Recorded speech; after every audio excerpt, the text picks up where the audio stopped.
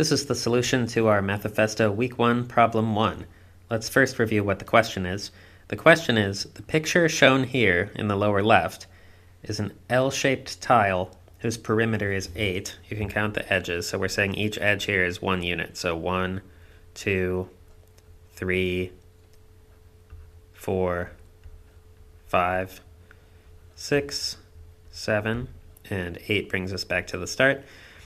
It's known that multiple pieces of this kind can be assembled into a square with a minimum area, and we'll call that area C for the minimum square. What is the value of C? So let's take a look at how you could think about this problem. There's more than one way that you could solve this. But the first thing we note is we're looking for a square number. So you know the square numbers, like 1 squared is 1, 2 squared is 4, 3 squared is 9, 4 squared is 16, etc. So the solution has to be a number like one of these. And I already know it isn't 1 because this already has area 3. We could also see that it's not going to be 4 because that would mean just putting another square on, and that isn't this shape of tile in this with this scale factor. So the next thing we can say is that this shape is made up of 3 squares. And since we're making a total square out of tiles of this shape, we have to end up with a number that's divisible by 3. So the area of our total figure will be divisible by 3. So C is divisible by 3, and it's a square number. So the smallest it could be is 3 squared, which is 9. And we could have any other multiple of 3 squared. 36, 81, 12 squared would give us 144. What's the smallest rectangle we could make out of this shape? Well, if we took 2 copies of the shape and fit them together, we'd end up with a 2 by 3 rectangle. So probably we'll be able to assemble our square out of 2 by 3 rectangles like this.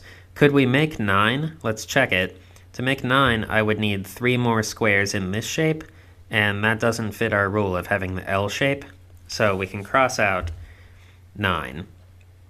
Which means if 36 works, then 36 is the answer because we're asked for the smallest C that works. So we can put 6 of this shape together, lock them together. That's 6 by 6, 6 along this way, and 2, 4, 6 along this dimension. So this works, so 6 squared equals 36 is the solution. You might wonder, what other ways can we arrange these? Well, if I tip them like this, I could make a 5 by 5 square, but it's not a complete square, I'm missing one. And of course we have 6 for each of these rectangles.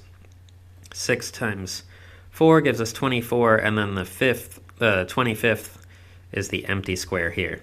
What other squares could we make? Can we make 81? Well, 81 doesn't work because if I have sides of 3 along here and 2 along here, I'm going to have 2, 4, 6.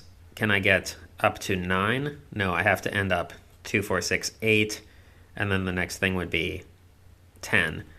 So this odd number, odd power of 3 squared, isn't going to work.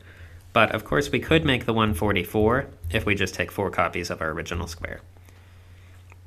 So an additional question, if you want to keep thinking about this question, is how many ways can you arrange these 12 pieces into the 6 by 6 square? Can you have different configurations, like maybe L, L, L, or this looks like 7, backwards L, 7. How many ways can we arrange these that will still give us the 6 by 6 square? So take some time and think about that.